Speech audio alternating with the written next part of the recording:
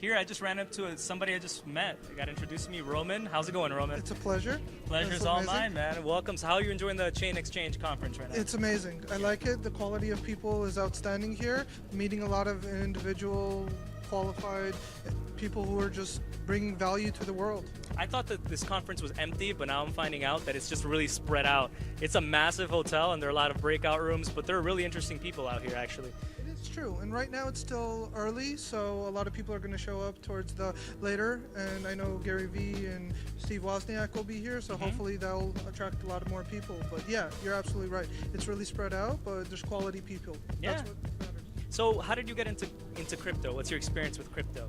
So my background's CTO. I've been developing since I was probably like 10 years old. Wow. So just What kind of developing did you do back then?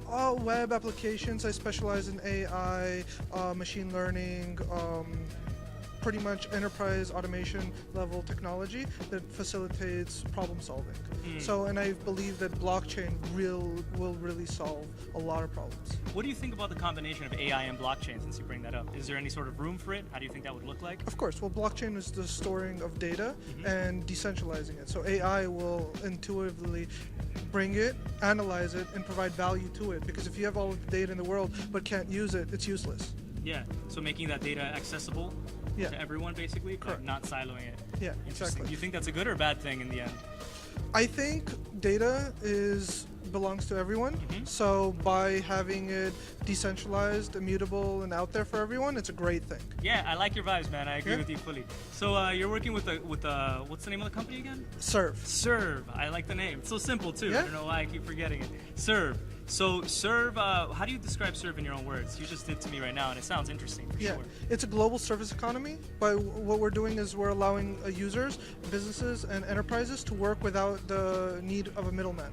Therefore, we always used to like to use the example of a pizza because it was the first transaction actually for Bitcoin. Like imagine if you order a pizza off of a platform, one of the large platforms. $11 pizza by the time it gets delivered to you is $21. So the problem is when we currently do the delivery for a lot of the big platforms, so when we look into it, we know where the money is going. And an $8 commission to the actual pizza place, they charge $11, but they only receive $8.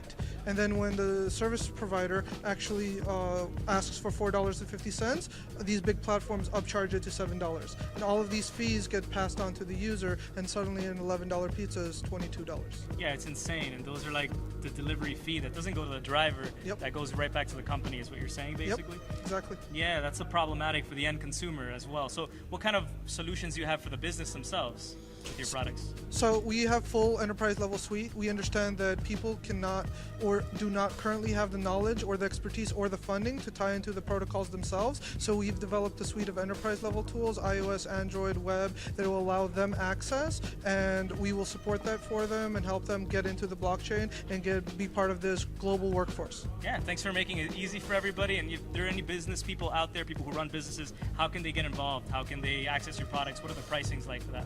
So our protocol for anyone who wants to tie in is absolutely free, but for the people who cannot, we charge a very, very small transaction fee. It's comparable to other platform fees up to 40%. We do only 3.5%, and that helps us maintain the software and continue making wonderful technology and supporting it. Okay, and how is that bear market treating you?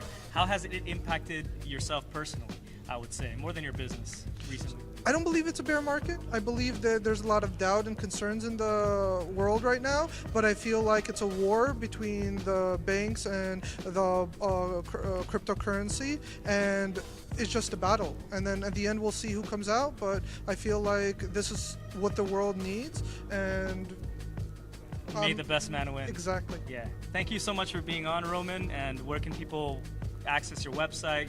You're obviously on the Play Store, on Apple Store. Yeah, so our enterprise level clients are on the Apple Store and the Play Store and also web. We have a whole bunch of merchants, and then you can check us out at serve.io.